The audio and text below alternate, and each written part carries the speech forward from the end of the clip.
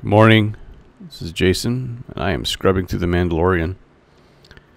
This is Season 2, Episode 1. Season 2, Episode 1.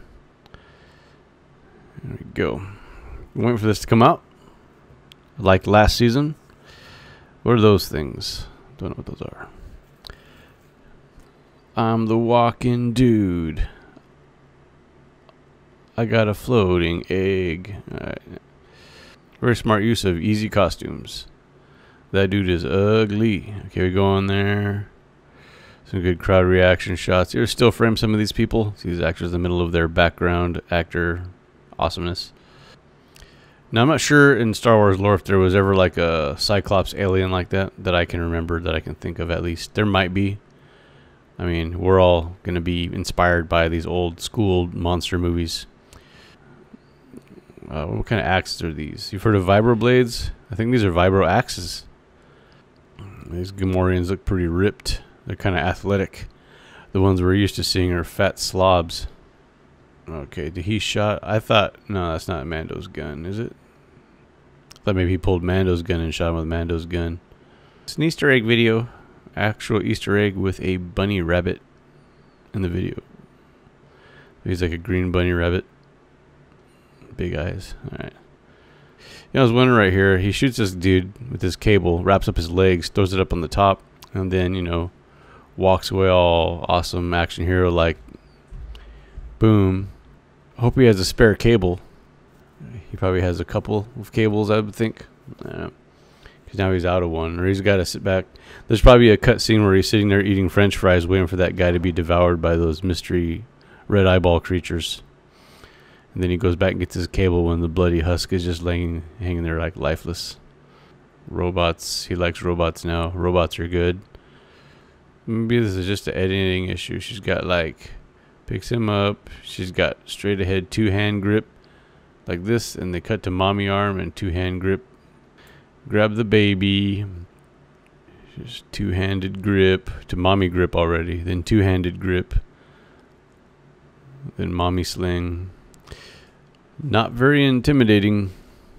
If it wasn't Boba Fett's armor, I'm not sure if anyone would really care.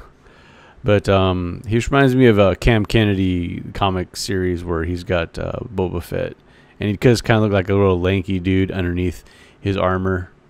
You know, compared to Mando's, he's stacked with all the Beskar. But Boba's, I wasn't sure if exactly this was Boba until this shot right here. Yep, that was Boba's armor. He's got his pre-workout or some BCAAs or something in that bottle. What do you think about the sandworm, folks? Did you like the sandworm? It's supposed to be a crate dragon, but it was totally like Dune. You know, like but they made the head look kind of like a dragon, but it's totally a sandworm.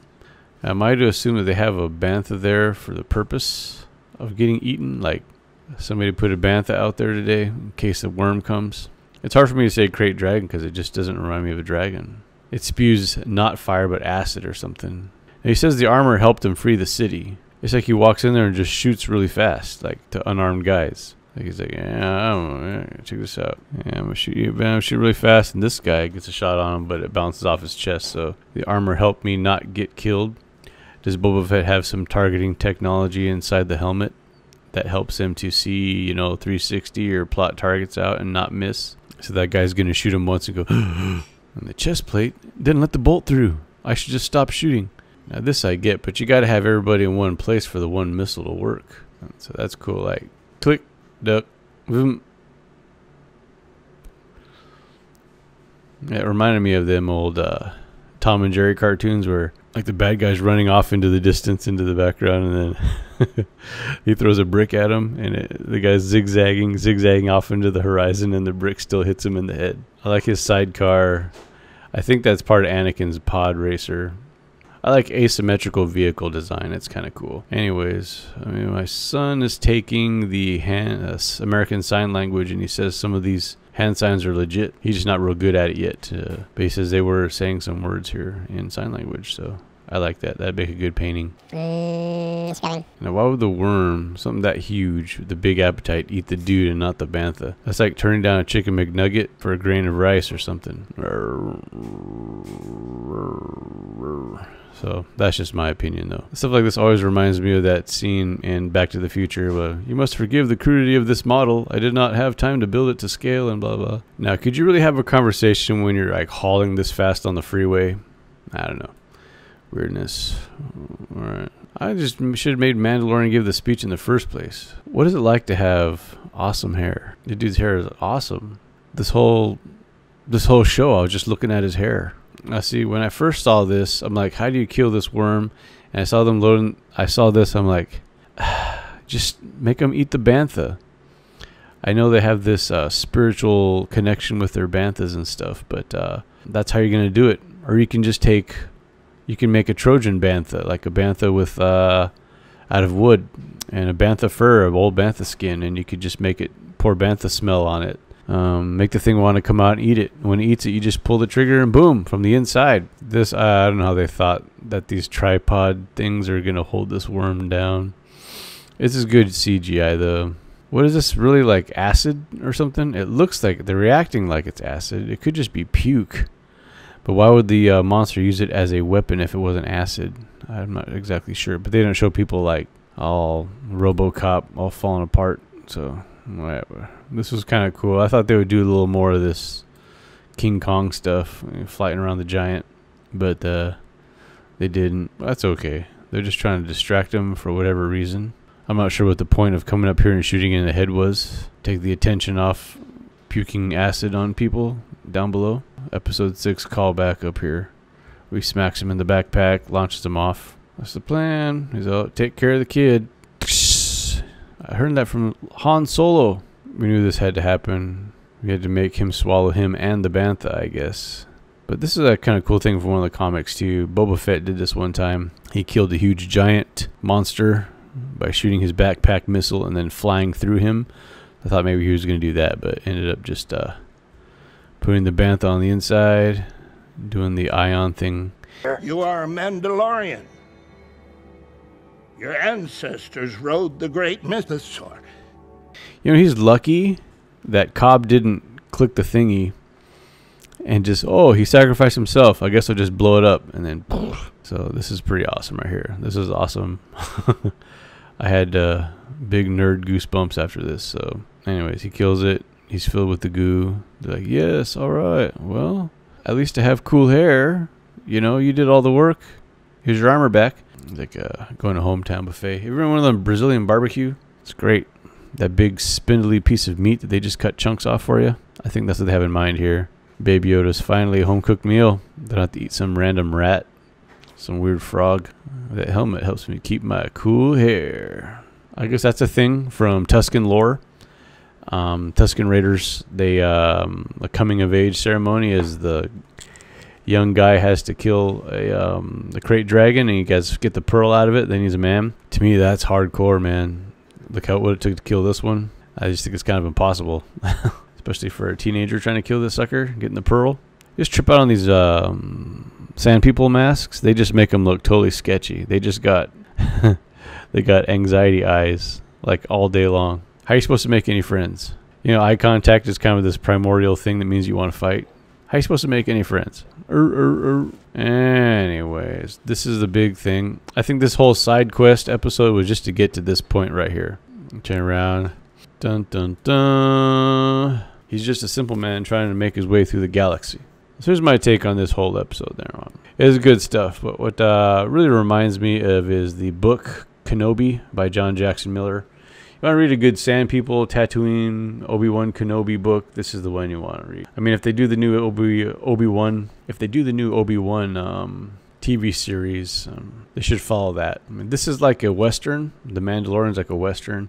To me, Kenobi was kind of like a Kung Fu movie, where you had the martial arts expert stranger coming into town, and he's got these skills, and then he gets drawn into this big conflict, which is like a local warlord is, you know, messing with people. And then next thing you know, and the hook of the whole series is he has to keep his Jedi-ness hidden. He can't let anyone know he's a Jedi because it's immediately after the purge. So he has to step out, become a Jedi, and via some trickery or some plot twist, they don't find out that he's a Jedi. And then you go on to the next episode. I think that'd be great. Get the audiobook, read the book, download it. It's an excellent, excellent book. It fits into Legends, yeah, but it's kind of like on its own. It's kind of like the White Knight, Batman the White Knight. It uses characters in a cool way, in a new way. It kind of exists on its own. I recommend it totally. Smallville was kind of like that, you know. Young Superman had to be Superman every now and then, but he had to keep his identity, so there's always a way for him to get out of being recognized as Superman. And they might have a confidant or something. I think there's a series on, I think it's Netflix, where it's called Merlin. He's a magician, but King Arthur despises all magic, so he has to serve young Arthur, at the same time preserve his secret that he's actually a magician. So that kind of stuff can work. Also, vibroblades. You know it's a thing, right? If you're read into the EU lore, vibroblades are a thing that people use. They just call it vibroblades. You've never seen one before, but in this series, there's been a couple of times when these guys pull out knives, and the knives are like, look at that hum going on. They're vibrating. And we see this when he fights the guys, these clowns in the bar here. Or fighting clowns in the bar. Yeah, so he whips out this knife. If I can get the exact frame, I'll have to pull the frame later on. But you remember in season 1 when he went a full-on knife fight with those guys down in his little Mandalorian, I don't know, cave, Cavalorian cave. See that knife? Anyways, when he pulls it out, it starts to vibrate looking. That's what I think with these axes were also, like, the blades were deadly, but also if they would vibe either, you know, horizontally or vertically, they would make the cut quicker. Be like a sawing motion it would vibrate with. So I'm not sure the whole science behind it, but that's what I think these guys, whenever they hit their axes together, there was like a release of energy. Like a whirr. It was just not typical axes. But they could cut through stuff better. See, these are just buff guys in green suits and a mask, but whatever. Anyways, that's the Mandalorian. Have a good day.